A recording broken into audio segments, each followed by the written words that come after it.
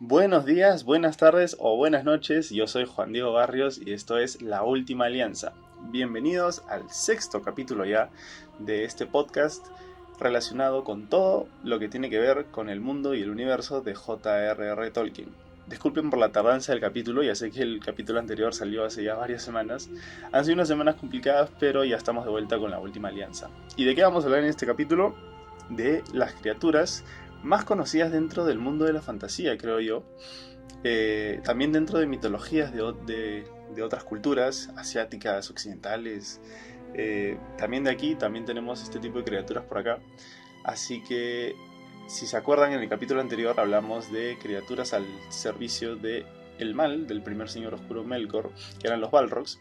Y en el capítulo de hoy vamos a hablar de algo parecido, también de criaturas al servicio del mal. Al menos en este universo. No en todos los universos son malos, pero aquí sí son malos. Los dragones. Así es, hoy día vamos a hablar de los dragones dentro del universo de Tolkien. Existen dragones y en el capítulo de hoy vamos a hablar de ellos, sobre qué hacen durante la historia, cómo son en este universo, cuáles son sus habilidades, etcétera, etcétera. Todo lo relacionado con los dragones lo vamos a hablar acá, ahora mismo. Así que si están interesados en ese tema, o si simplemente me quieren entender de fondo mientras hacen cualquier otra cosa, son bienvenidos a escucharme hablar sobre los dragones, porque tengo bastante para contarles. Así que empecemos. Primero que nada, como siempre, empezamos con el mismo nombre de lo que estamos hablando, dragones. El nombre de los dragones en Quenya, que si se acuerdan es uno de los idiomas creados por Tolkien, es Uruloki, que significa serpiente de fuego. Como dijimos en el capítulo 2, cuando hablamos de los hobbits, si se acuerdan, me encanta ese capítulo. Fue bastante chévere hablar de los hobbits. Pero algo que tiene en común con este capítulo es que, como les dije en ese capítulo, es que casi todas las razas del Legendarium de Tolkien tienen un origen concreto dentro del universo. En aquella ocasión dijimos que los hobbits eran la excepción, pues no sabemos de dónde salieron. ¿Se acuerdan la primera vez que los vimos o que tenemos algún registro de ellos? Fue en la tercera edad, en los valles aledaños al río Anduin. Bueno, quisiera corregir eso, porque quisiera corregir esto porque los hobbits no son la única raza sin un origen claro dentro del universo. En esta categoría también entran los dragones, el tema de hoy. Nunca se nos explicó en ningún libro o material creado por Tolkien de dónde venían o cuál era su origen. Existen muchas teorías al respecto. La más prominente es que los dragones fueron creados por el primer señor oscuro, Melkor. La poca información que tenemos de esto está en el Silmarillion. Y nos dicen que unos 100 años después de la Dagor Aglareb, que fue una batalla, Melkor intenta sorprender a Fingolfin y su ejército, mandando una gran cantidad de orcos a flanquearlos por el oeste, por encima de las tierras de Hithlum. Pero este ejército de orcos fueron derrotados por Fingolfin muy fácilmente. Fueron masacrados. Es aquí que Melkor se da cuenta de la verdadera desventaja que tiene con los orcos, ya que son fuertes y tienen un gran número, pero no se comparan a las capacidades de sus adversarios, que son los elfos Noldor y los hombres. 100 años después de esto, aparece el primero de todos los dragones, el padre de todos los dragones, Glaurung. Es de aquí que deducimos que Melkor creó a los dragones para poder tener una fuerza más devastadora y poderosa con la cual destruir a sus enemigos. Pero bueno, recuerdan que en el video de los Valar les comenté que los Valar y por consecuencia Melkor también no son capaces de crear vida por sí solos. El único capaz de crear vida es el dios de todo, Ilúvatar. Entonces esta teoría de que Melkor creó a los dragones pasa a ser errónea, y el mismo Tolkien se da cuenta después de un tiempo cuando decide que el único capaz de crear vida es Ilúvatar. Entonces, ¿cómo fue Melkor capaz de crear a los dragones si él no puede crear vida? Bueno, esto nos hace suponer que en verdad Melkor no creó a los dragones desde cero, sino que los dragones en verdad son una corrupción de una forma de vida que ya existía, que Melkor atrapó y decidió torturar, corromper y llenar de maldad hasta que eventualmente creó a los dragones. Pero aquí hay un detalle. En el universo de Tolkien, los dragones son bastante peculiares, no son como en otros universos de fantasía. Pongo ejemplo el universo de Harry Potter, por ejemplo. En el mundo de Harry Potter existen dragones, pero estos dragones son simplemente bestias, tienen mente de animal y se comportan como tales. Pequeña desviación, a ver, me encanta también el universo de Harry Potter y los dragones ahí son súper interesantes también, porque están separados por varias razas que viven en distintos países y es súper interesante. Hasta existe un dragón peruano, que es de donde yo soy, y que se llama, si no me equivoco, el Viper Tooth peruano. Si les gustaría que les hable de ese universo en un podcast aparte o podemos transformar esto en un podcast de fantasía nomás, yo encantado, así que háganmelo saber. Bueno, seguimos. Como les comentaba, con este ejemplo de Harry Potter, la diferencia de los dragones de Tolkien es que los dragones de Tolkien no son simples bestias o animales. Los dragones en el universo de Tolkien son inteligentes, pueden hablar, razonar y hasta son capaces de emplear magia y hechizos. Entonces, ¿cómo es posible que Melkor creara una entidad como los dragones, capaces de razonar y hablar a partir de simplemente una corrupción de otra criatura que no era inteligente? Bueno, la respuesta a esta pregunta no se nos da en ningún lado. Las primeras versiones del Silmarillion nos dicen que los dragones fueron creados por Melkor, pero como ya vimos eso no es posible, pues él no puede crear vida. Entonces solo nos queda suponer el tema de la corrupción de otra forma de vida. Y por consecuencia, tenemos que suponer también cómo hizo para darle todos estos poderes a los dragones. Lo que yo puedo suponer personalmente es que ahí hay algo más. Una posibilidad que tengo en mente es algo que el mismo Tolkien se planteó cuando discutía el origen de los orcos. En esa ocasión, cuando hablaba de los orcos, una teoría para el origen de estas criaturas era que algún Maiar, que si se acuerdan eran estas entidades angelicales creadas por Ilúvatar al principio de los tiempos, que algunos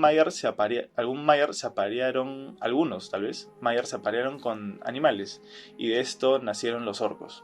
Entonces, podemos aplicar esta teoría también al tema de los dragones.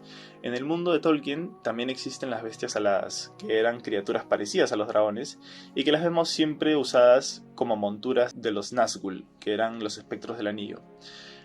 Bueno, está la posibilidad de que algún Maiar se apareara con algún ancestro de estas criaturas aladas, y de esta unión nació una criatura que Melkor corrompió y le pasó un poco de su poder, como vimos que hizo también con los Balrogs, los orcos y otros sirvientes, y es aquí que se crean finalmente los dragones con todos sus poderes. Claro, todo esto es, como les cuento, solo es una teoría o suposición, pero me parece que es una explicación plausible para esta incógnita que tenemos acá. Bueno, ya que hablamos del origen de los dragones, ahora pasamos a hablar de los mismos dragones y sus características. Existen diferentes tipos de dragones, no todos eran iguales. El primero de todos los dragones fue Glaurung. A Glaurung se le llamaba el gran gusano porque era un dragón que no poseía alas. Era una criatura inmensa de 4 patas, pero que no poseía alas y por lo tanto no podía volar. Era capaz de escupir fuego, eso sí. Este es el primer tipo de dragón, los grandes gusanos, capaces de echar fuego pero incapaces de volar.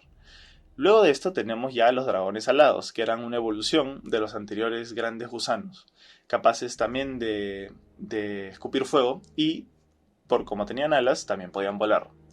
A través de todos los libros se nos mencionan solo 4 dragones con nombres propios. El primero ya lo mencioné, es Glaurung, el padre de todos los dragones. El segundo es Ancalagon el Negro, el dragón más poderoso y más grande de toda la historia. Ancalagon pertenecía también a los dragones alados. El tercero es Skatha, un dragón que vivía en la Seret Mithrin o montañas grises y que pertenecía a los grandes gusanos.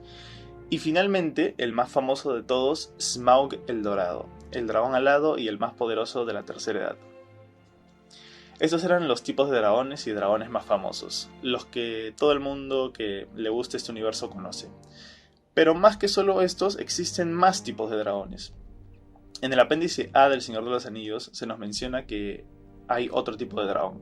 En inglés se le llama Great Cold Drake y la traducción sería Gran Dragón Frío. No se nos vuelve a mencionar este tipo de dragón, pero por el nombre podemos suponer 2 cosas. La primera es que al ser un dragón frío fuera una especie de dragón mágico capaz de expulsar hielo y ventiscas o tal vez agua, quién sabe, en vez de fuego como los otros dragones. Lo segundo es que también por el nombre podemos suponer que estos eran dragones que no tenían la capacidad de expulsar fuego y que no eran de sangre caliente. Simplemente eran grandes bestias, pero no tenían la capacidad de producir fuego. Esta segunda opción me parece la más plausible por el sistema de magia que usa Tolkien en sus historias. Tampoco sabíamos si estos fríos tenían alas o eran grandes gusanos, simplemente se nos da el nombre y tenemos que suponer desde ahí. Bueno, ahora ya tenemos tres tipos de dragones, pero si buscamos un poco más profundo en la historia de la Tierra Media, podemos encontrar al final del quinto volumen un capítulo llamado Las etimologías. En este capítulo se nos presentan muchas raíces lingüísticas que tenía Tolkien para crear sus idiomas justo antes de empezar El Señor de los Anillos. En este capítulo, entre estas raíces lingüísticas podemos encontrar la raíz Lok, que se traduce como gran serpiente / dragón, más o menos. También se nos dice que en Quenya, Loke y Anguloke significaba dragón, Ramaloke significaba dragón alado, Uruloke, dragón de fuego, Fealoke, dragón de chispa, y Linguiloque, dragón pez o serpiente marina. En este mismo capítulo, las entradas lingüísticas de Gos, Goth y Ce, se nos dice que el nombre Gostir era un nombre de dragón, que significaba mirada de miedo o terror. ¡Boom! Esto ya para cualquier fan de este universo hace que le explote la cabeza por completo. La primera vez que yo lo leí casi me caigo de la silla. Es de verdad una freída de cerebro. Lo de este capítulo de etimologías, bueno, lo que se nos dice en este capítulo de etimologías, entonces es que cabe la posibilidad que dentro de este universo, aparte de los tres dragones que ya vimos, que eran los grandes gusanos, los dragones alados y los dragones fríos, también existen dragones de chispa o electricidad y dragones marinos o serpientes marinas. Obviamente, en este capítulo solo nos está explicando el significado de meras palabras. No se nos está diciendo explícitamente que estas criaturas existen. Pero sí es que Tolkien lo está explicando en este capítulo, significa que pueden haber pasado por su mente, y lo cual hace posible que de verdad existan. A mí me parece algo genial, porque de ser cierto, ahora sabríamos que alrededor de los mares de la Tierra Media, o en el gran mar entre la Tierra Media y la Tierra de los Dioses, existen dragones marinos al estilo de un leviatán, y que también en algún lugar del mundo entre las montañas existan dragones capaces de controlar la electricidad y expulsar chispas y rayos eléctricos por la boca en vez de fuego, lo cual es genial. Lamentablemente, nunca lo sabremos. Estos tipos de dragones no han sido mencionados en ningún otro sitio, por lo tanto, en conclusión, concluimos que dentro del canon existen en verdad tres tipos de dragones: los grandes gusanos, los dragones alados y los grandes fríos, y dentro de las teorías y el canon dudoso pueden existir dragones de chispa y dragones marinos, y un quinto dragón con nombre propio que se llama Gostir. Ahí lo dejo. Bueno, ahora pasemos a hablar de cómo eran los dragones. A ver, según el libro del Hobbit, los dragones son inmortales, o sea que vivían para siempre, a no ser que alguien los matase. Podían comer tanto animales como personas y tenían un gran sentido del olfato. Sentían una gran fascinación por el oro y las joyas. Esto es algo que siempre es una constante. Tenían la costumbre de juntar todos sus tesoros en un gran montículo y dormir sobre ellos, como vimos que hacía Smaug en la Tercera Edad. Y también podían hablar. También sabemos que los dragones eran extremadamente inteligentes. Eran malvados y también bastante cultos. En el caso concreto de Glaurung, el padre de los dragones, sabemos que era capaz de utilizar la magia y lanzar hechizos mágicos. No tenemos constancia de que los demás dragones también pudieran usar esa magia, pero ahí está Glaurung, el primero de los dragones, usando magia. Tolkien también nos cuenta que los dragones siempre fueron buenos lingüistas, o sea que podían hablar muchos idiomas. También sabemos que el fuego que eran capaces de expulsar era muy poderoso. El fuego más poderoso de todo el mundo. Y que según el mismo Gandalf, este fuego era capaz de consumir y derretir los anillos de poder. Esto mismo ocurre con 4 de los 7 anillos de los enanos. Son consumidos por fuego de dragón. Pero también el mismo Gandalf diría que el fuego de los dragones podía consumir los anillos de poder, pero que era incapaz de hacerle daño al anillo único de Sauron, y que ni siquiera el fuego de Ancalaon el Negro, el más poderoso de todos los dragones, habría sido capaz de destruir el anillo único.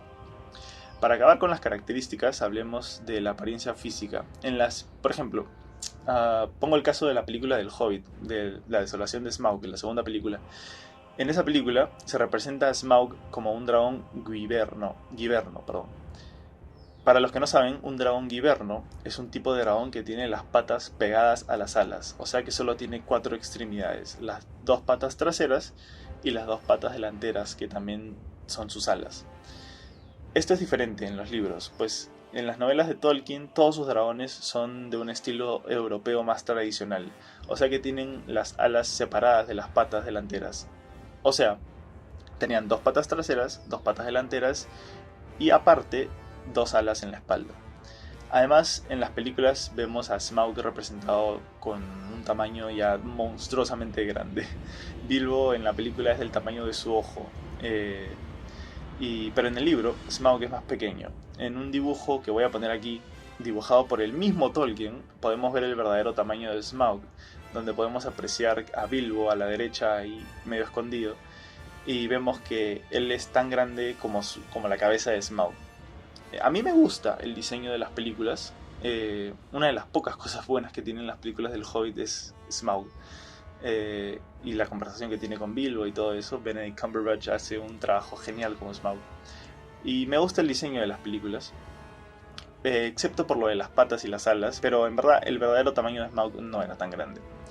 Algo similar pasa con Ancalagon el Negro, el más poderoso de todos los dragones, que es muy famoso entre los fans de este universo. Muchas veces es representado con el tamaño de una montaña, es masivo. Esto se debe a que en el Silmarillion, cuando este dragón es derrotado, se nos dice que su cuerpo, al caer de los cielos, rompió el costado de las montañas del Thangorodrim. Entonces muchas personas lo han representado tan grande como una montaña, pues se nos dice que su cuerpo fue capaz de romper una por completo. Sin embargo, en verdad no era tan grande. A mí me fascinan estas ilustraciones, me parecen geniales, porque se ven épicas, pero en verdad Ancalagon no era tan monstruosamente grande. Yo lo pondría tal vez al tamaño de Smaug en las películas. Bueno, ahora pasemos a hablar de la historia de los dragones.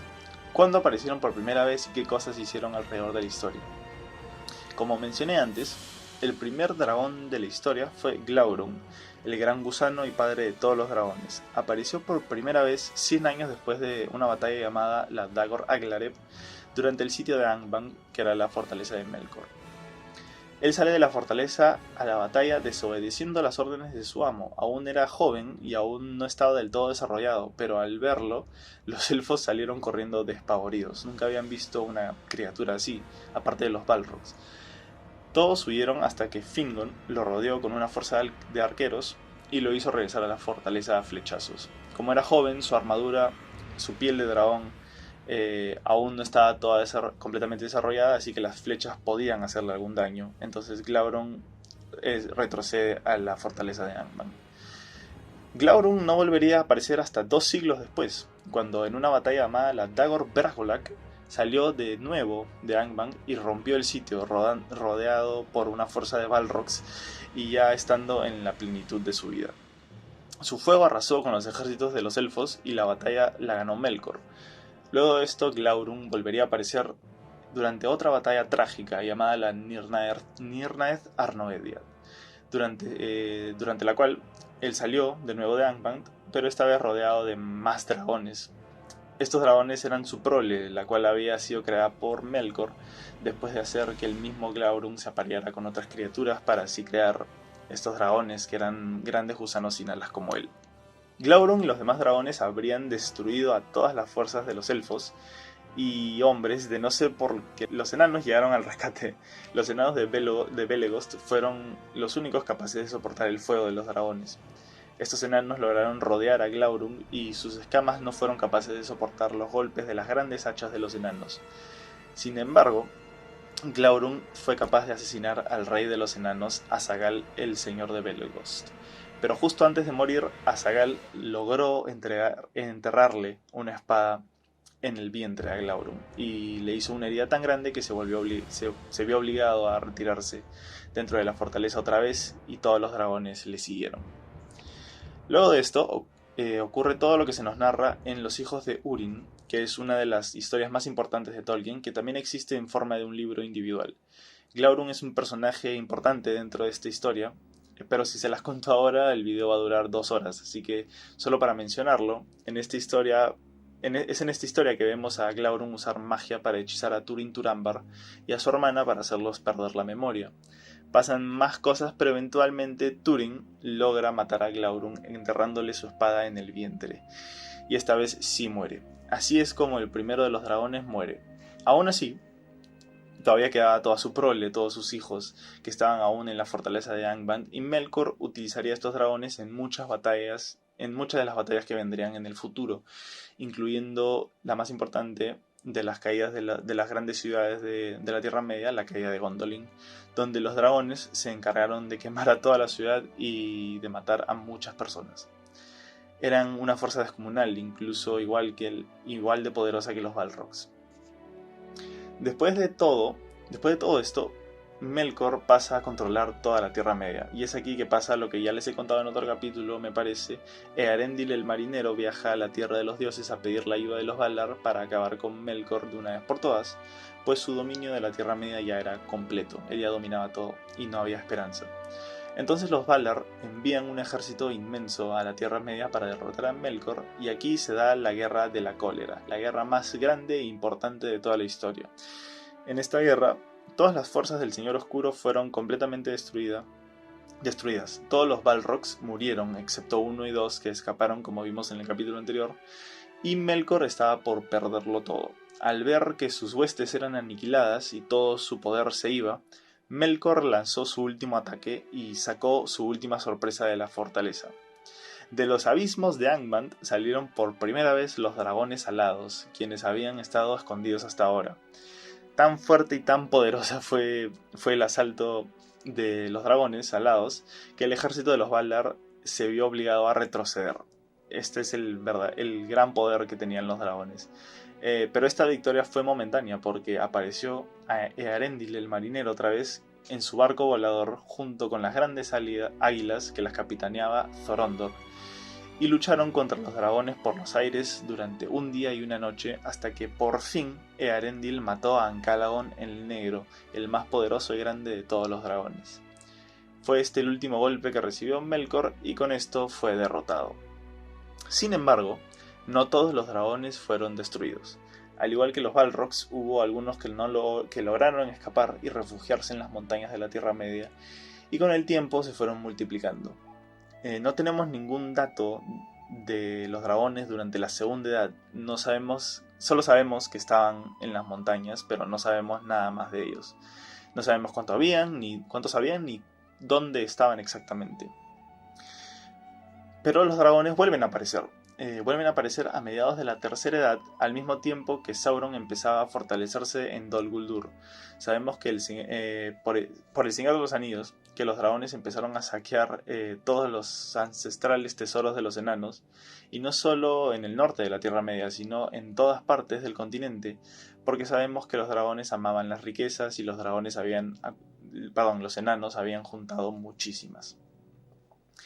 Llegaron a consumir 4 de los 7 anillos de poder, por lo que entonces no debieron atacar solo la casa de Durin, sino a todas las casas de los enanos en las montañas rojas, azules y amarillas al sur y al este. O sea, los dragones se la agarraron completamente con los enanos y empezaron a destruir todo lo que habían logrado.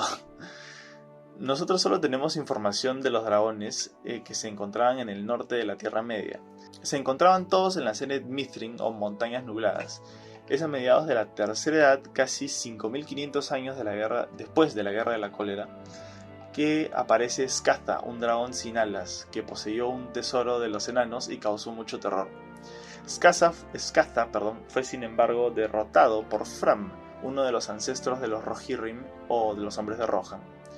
Durante este tiempo fue que los dragones siguieron acosando a los enanos de esas montañas y muchos huyeron de sus hogares, instalándose en el reino de Erebor, mientras que otros se fueron hasta las colinas de hierro. Sin embargo, los dragones de Erebor, me confía demasiados nombres, los enanos de Erebor prosperaron rápido y rumores de sus riquezas llegaron a los oídos de Smaug el Dorado, el más grande dragón de la época, que decidió levantarse y conquistar Erebor en el año 2770, matando y expulsando a casi todos los enanos que estaban en Erebor. Smaug entonces se quedó con todas las riquezas del reino y se quedó ahí por el resto de su vida, saliendo solo de vez en cuando para cazar, para comer. Estuvo ahí hasta el año 2941, cuando la compañía de Thorin llegó a Erebor. Smaug buscó venganza contra los hombres de Esgaroth por haber ayudado a Thorin y a los enanos y a Bilbo, así que salió de Erebor y atacó la ciudad del lago. Esto fue lo último que hizo porque ahí Bardo el arquero logró matarlo disparándole una flecha negra en su único punto débil. Tanto Smaug como Glaurung fueron asesinados con heridas en el vientre, por lo que suponemos que esta zona es la más débil en el cuerpo de un dragón y la forma más eficaz de matarlos. Tras la muerte de Smaug no volvemos a tener registro de ningún dragón. Sin embargo, gracias a la carta 144 de Tolkien, él nos cuenta que los dragones seguían existiendo en las montañas del mundo. Todavía están presentes, pero no volvemos a verlos en ningún momento. Y quién sabe, tal vez en algún lugar de nuestro mundo, entre las montañas, todavía hay un dragón escondido. Recuerden que el mundo de Tolkien, la Tierra Media, es este mundo en el que vivimos nosotros, pero miles de años atrás. Así que puede que te encuentres por ahí con un dragón cuando te vayas de trekking a algún lugar. Y eso es todo lo que tenemos por hoy. Esa es toda la información que tenemos de los dragones, toda la historia y todos los tipos de dragones que conocemos dentro del universo de Tolkien. A mí me ha encantado hablar de este tema, en verdad. Los dragones, desde que soy un niño, me han parecido criaturas súper interesantes, bien chéveres. Ya sean los dragones del Oriente, de países como Japón o China, o los dragones más clásicos de Europa, que secuestran princesas, etcétera, etcétera, en estas historias arturianas o de fantasía, o sí, también los dragones de las mitologías nórdicas o como mencioné antes del Oriente. Siempre me han parecido criaturas muy, muy, muy chéveres. Y cada vez que hay un dragón en algún tipo de media que consumo me emociona un poco más porque me encantan. Y bueno, espero que les haya encantado tanto como a mí este capítulo. Ha sido muy divertido de hacer. Espero que lo hayan disfrutado y les prometo que el próximo capítulo vendrá dentro de poco. No espero no demorarme varias semanas como para este. Y bueno, sí, les agradezco mucho por escucharme y les deseo una buena tarde, una buena mañana o una buena noche en cualquier momento del día que estén escuchando esto. Muchísimas gracias por escuchar. Namaria.